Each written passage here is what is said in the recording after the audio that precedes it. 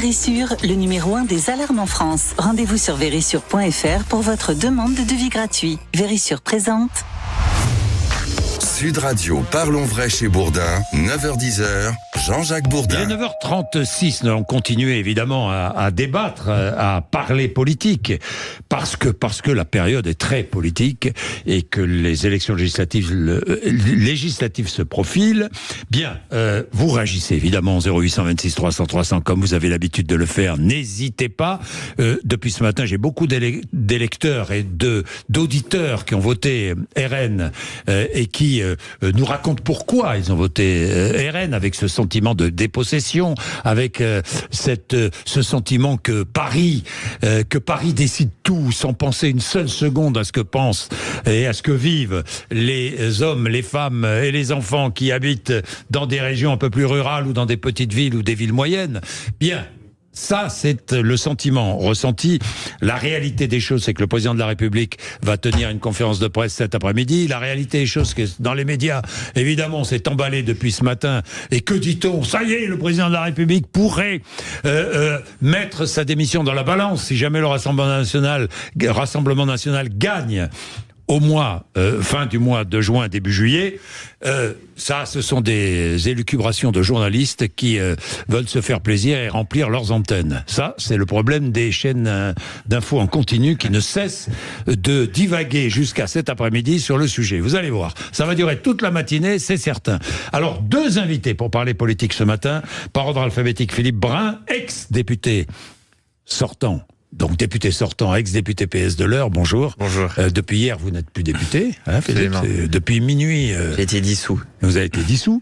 Et Jean-Baptiste Moreau, ancien député, vous n'avez pas été député, mais battu lors de la dernière législative. Oui. Voilà, en 2022, ancien député LREM de la Creuse.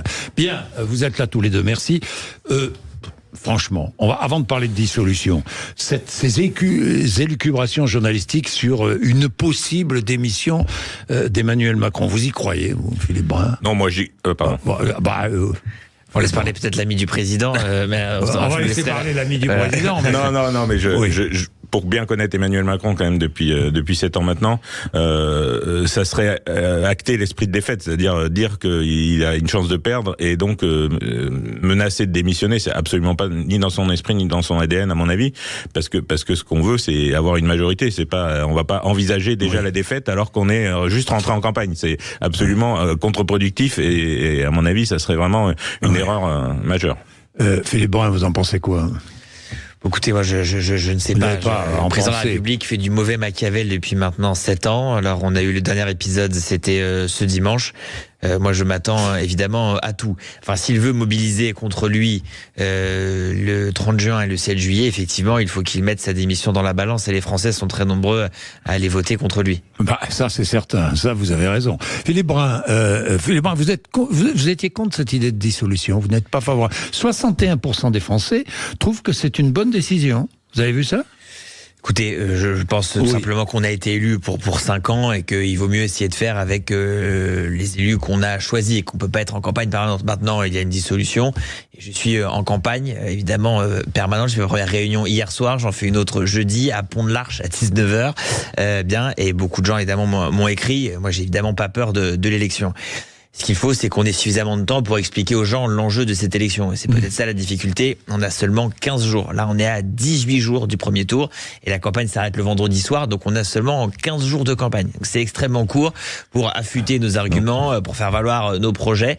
Et donc, c'est une campagne assez enthousiasmante qui démarre, mais effectivement très courte. Elle est enthousiasmante. Oui, elle va passionner les Français. Elle va passionner les Français. Ça, j'en suis absolument certain.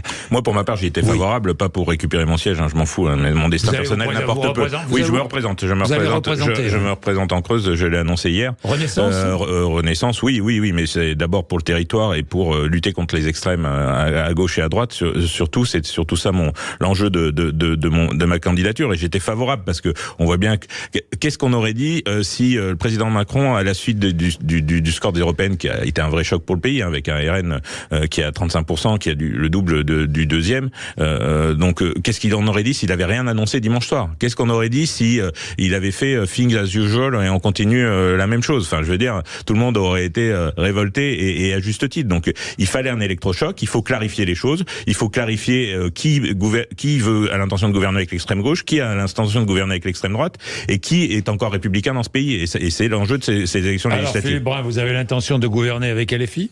En tout cas, de gouverner avec tous ceux qui se reconnaissent dans un programme. Donc, on est en train de monter une alliance qui ne ressemble pas vraiment à la NUPES. D'abord, c'est une alliance qui est beaucoup plus large. Pas du tout. Il y a avec nous le Parti radical de gauche, Place Publique, des mouvements qui n'en faisaient... Non. Vous avez vu ce qu'a dit Glucksmann. Attendez, c'est en cours de négociation. C'est pas les échos que j'ai eu non plus. Si, c'est en cours de négociation et de discussion. Donc, c'est un rassemblement extrêmement large sur une ligne qui est différente et sur des priorités, 10 grandes priorités pour gouverner le pays, sur le pouvoir d'achat, sur les services publics, sur la santé, qui est un vrai problème en ce moment dans notre pays, sur les salaires. Bon, bref, on va parler dans tout ça, c'est en discussion. Donc, pardon, Philippe Brun, est-ce que vous pensez possible de voir sur la même liste, dans le même programme, Glucksmann, par exemple, qui a vu sa tête taguée par des militants insoumis avec des croix gammées? Je ne sais pas, je suis pas certain que sa tête. C'est des militants insoumis qui ont surtout donner le nom donner le nom de Front Populaire de Front Populaire dont tout le monde se souvient quand il a ouvert un livre d'histoire de Léon Blum à une alliance avec un parti qui est était reconnu dans un sondage comme aussi provoquant autant d'antisémitisme que le Rassemblement National. Enfin, ça manque pas de sel. Enfin, faut vraiment avoir aucune histoire. Moi, je viens de la gauche, mais je viens d'une gauche universaliste et républicaine et laïque, et qui n'a rien à voir avec la France insoumise. Jamais. Vous venez de dire la gauche, monsieur. Vous avez voté les pires réformes d'Emmanuel Macron. Le PS se vend pour un plat de lentilles parce qu'un certain nombre d'apparatchiks de partis politiques sont affoutus de faire autre chose que de la politique et veulent conserver leur siège à tout prix. C'est tout. Et ils habillent ça sous du couvert de lutte contre l'extrême droite. Ils n'ont rien à faire au niveau programmatique. Tout ça sont des jeux d'appareil. Pour l'instant, il n'y a pas d'accord, Philippe Brun. On n'est pas d'accord. Il y a une discussion. Il n'y a pas d'accord, une discussion. Deuxièmement, je veux dire, la question, c'est comment est-ce qu'on essaie de se rassembler face à l'arrivée au pouvoir de l'extrême droite. Il y a des gens qui trouvent ça formidable, l'arrivée au pouvoir de l'extrême droite. Moi, vous voyez, ça m'inquiète. Donc la question est de savoir comment on fait en sorte de rassembler toutes les femmes et les hommes qui sont attachés à la République et qui ne se résolvent pas peu importe les prises de position passées, en discutant de ce qui nous rassemble et de ce qui nous divise. Bon, maintenant, il y a une discussion qui est en cours. Encore une fois, la politique fiction, je ne sais pas, est-ce qu'il y en a encore dans toutes les sélections ou seulement celles dans lesquelles il y a un risque de rassemblement national? Est-ce que ce sera un programme commun? Quelle sera la tête de liste? Moi, je crois que on doit dire assez vite qui on propose comme Premier ministre commun, pour rassurer tout le monde aussi. Vous êtes d'accord avec Glucksmann qui propose l'ancien patron de la CFDT? S'il est d'accord, je ne suis pas sûr qu'il ait été consulté, mais il y a évidemment d'autres. Vous seriez d'accord? Évidemment, il y a d'autres personnalités. C'est quelqu'un qui rassemble. Il y a Laurent Berger, il y a plus à gauche, mais quelqu'un qui rassemble beaucoup, François Ruffin. Les sondages le montrent. Il apprécie même au centre, à droite, des gens qui trouvent que son discours d'une gauche populaire, il est entendu. Donc, François Ruffin est un très bon candidat. Ou alors le leader du premier parti de gauche en France, qui s'appelle le Parti Socialiste. Et ça peut être Boris Vallaud, notre leader parlementaire dont je suis proche. Ça peut être Olivier Faure, ça peut être une femme aussi, Valérie Rabault, qui est une experte économique extrêmement appréciée et respecté à l'Assemblée nationale. C'est le Parti socialiste ou c'est Glucksmann qui a fait un bon score aux européennes? Écoutez, c'est les deux ensemble, mais je vais vous dire en tout cas que moi, chez moi, dans l'heure, les gens ne savent pas qui c'est Raphaël Glucksmann, ils ont voté Parti socialiste. C'est pas une personnalité totale. Enfin, c'est une personnalité sur un engagement justement de pas retourner vers la NUPES, et ce que vous êtes exactement en train de faire, c'est la NUPES saison 2, quoi. C'est tout. Est-ce que vous pensez qu'LFI peut accepter un candidat Premier ministre tel que François Ruffin Est-ce que vous pensez que Jean-Luc Mélenchon peut l'accepter? Je ne le sais pas. Voilà, encore une fois. Vu l'ego du bonhomme, ça m'étonnerait. Moi, je veux dire, on a une élection là qui est maintenant dans 15 jours. Alors, on va faire encore une semaine sur les accords d'Paris, parce que c'était en discussion. C'est comme ça, mais malheureusement, ça ne nous laissera qu'une semaine pour parler du fond. Et on va quand même décider dans 15 jours l'avenir d'un pays qui est la 7e puissance économique mondiale. C'est vrai dans tous les partis. Oui, mais Jean-Baptiste Moreau, c'est vrai aussi dans la majorité qui essaie de trouver des alliés ici ou là, dits républicains. Mais moi, localement, j'ai tendu la main au Parti Socialiste, j'ai tendu la main localement en Creuse au LR, sauf qu'aujourd'hui, on m'explique qu'on attend les décisions de Paris pour prendre des décisions. Soit, mais moi, j'attends pas les décisions de Paris, je suis parti en campagne parce qu'il y a une lutte contre l'extrême droite à mener. L'extrême droite peut avoir la majorité dans ce pays et il s'agit pas de tergiverser. inversée. Il faut parler des problèmes. Qui essaie elle aussi RN, qui viens de ce qu'on appelle la diagonale du vide. Donc j'y suis né, j'ai grandi, j'y suis revenu par choix. J'aurais pu partir ailleurs, mais j'y suis revenu par choix et j'y suis très bien, j'y suis très heureux. Mais il faut parler effectivement aux gens de leurs problématiques, des problématiques de santé, de désertification, de remise en place d'entreprises. Est-ce que vous n'avez pas abandonné une partie de la France quand même, Jean-Baptiste Moreau, franchement? Oui, sans doute. Le vote de dimanche dernier montre qu'on a échoué. Enfin, je veux dire, il faut quand même pas se boucher les yeux. Il faut y aller avec humilité, quoi. Donc moi, je viens d'un territoire que je connais par cœur. J'y suis né, j'y ai grandi. Donc moi, si je m'engage aujourd'hui, c'est pour mon territoire et pour essayer d'y trouver des solutions. Mais moi, ce que je vois, c'est que la députée LFI, elle s'est opposée depuis qu'elle est élue à toutes les installations d'entreprises sur le département, pratiquement parce que ça pollue, parce qu'il y a toujours une bonne raison pour s'y opposer, parce qu'on travaille pour LVMH. Moi, je veux réinstaller des entreprises sur mon territoire parce que sans public, il y aura plus de services publics. On est dans une courbe démographique catastrophique sur le département de la Creuse où on est descendu aujourd'hui à 115 000 habitants. Il faut redonner du dynamisme à ces territoires-là parce que, enfin, je veux dire, se battre pour les écoles en disant qu'on va pas ouvrir d'usine, c'est juste des fables. Bien, à tout de suite, 9h47, vous êtes sur Sud Radio. Nous continuons à débattre avec Philippe Brun et Jean-Baptiste Moreau. Vérissure, le numéro 1 des alarmes en France. Rendez-vous sur vérissure.fr pour votre demande de devis gratuit. Vérissure présente. Sud Radio, parlons vrai chez Bourdin, 9h-10h, Jean-Jacques Bourdin. Bien, il est 9h50, apparemment, d'après nos informations, et ce matin j'en ai eu même directement, Raphaël Glucksmann, pour l'instant, ne veut absolument aucun accord avec LFI. Il a rappelé hier soir aux 20h 5 points importants qui ne sont pas négociables, c'est ce qu'il dit, qui ne sont pas négociables. Donc il n'y a pour l'instant aucun accord. Philippe Brun, vous suivrez Glucksmann ou pas ? En tout cas, moi, je suivrai la ligne de mon parti politique, le Parti socialiste. Moi, je me définis avant tout comme un socialiste. L'histoire de Jean Jaurès, faire l'alliance de l'idéal et du réel. Donc aussi se confronter au réel, à la réalité économique du pays, aux difficultés qui sont les nôtres aujourd'hui. Évidemment, sur les questions internationales, il faut qu'on soit au clair sur ce qu'on défend. Sur la question républicaine, il faut qu'on soit au clair sur ce qu'on défend. Sur la laïcité également. Tout ça, on doit en discuter. Si on est capable de se mettre d'accord, c'est formidable. Si on n'est pas capable de se mettre d'accord, alors il faudra que chacun parte de son côté dans la clarté. Et dans la clarté, et finalement, vous avez un rassemblement à faire au centre-gauche, même avec des macronistes, peut-être, je ne sais pas, des électeurs, non? Moi, j'en viens de la gauche. Finalement, donc vous êtes tous les deux. Vous êtes tous les deux sur le même espace. J'en viens de la gauche. Moi, j'ai fait la campagne d'Alain Rousset pour les régionales en Nouvelle-Aquitaine, donc j'ai été scrutateur pour François Hollande en 2012 au niveau du département de la Creuse. Donc, je veux dire, je vais pas renier mon histoire personnelle. Mon père a été militant 40 ans en PS, mais pas d'un PS qui s'acoquine avec LFI, d'un PS, d'un vrai parti socialiste de gauche républicain, social-démocrate, universaliste et laïque. Voilà, moi c'est ça ma gauche, c'est pas la gauche de Mélenchon. Et laïque, Philippe Brun. Moi, je ne me définis pas comme social-démocrate parce que ça n'a jamais existé en France. Il n'y a jamais eu de parti social-démocrate. Je suis socialiste français dans la tradition de Jean Jaurès, de Léon Blum et de Pierre Mendès France, qui était le député. D'ailleurs un parti social-démocrate. Maintenant, je veux dire quelque chose. Il faut d'abord parler aux gens. Donc on est on est dans la science politique ensemble et on s'amuse bien. Bon, la question, c'est de savoir qu'est-ce qu'on fait économiquement avec un pays qui est aussi endetté. Et qu'est-ce qu'on fait sur le pouvoir d'achat. Alors que le pouvoir d'achat des Français recule terriblement et que les prix continuent d'augmenter, les prix de l'énergie. Ce qu'on fait sur la sécurité et l'immigration aussi, qui est quand même quelque chose qui préoccupe tout le monde. Du dialogue qu'on doit avoir, je crois. Quelles mesures faut-il, selon vous, Jean-Baptiste Moreau, quelles sont les mesures urgentes qu'il faut prendre ? Sur les mesures, on a déjà commencé à les prendre. Enfin, je veux dire, ça fait 7 ans qu'on est là, donc on n'a pas rien fait.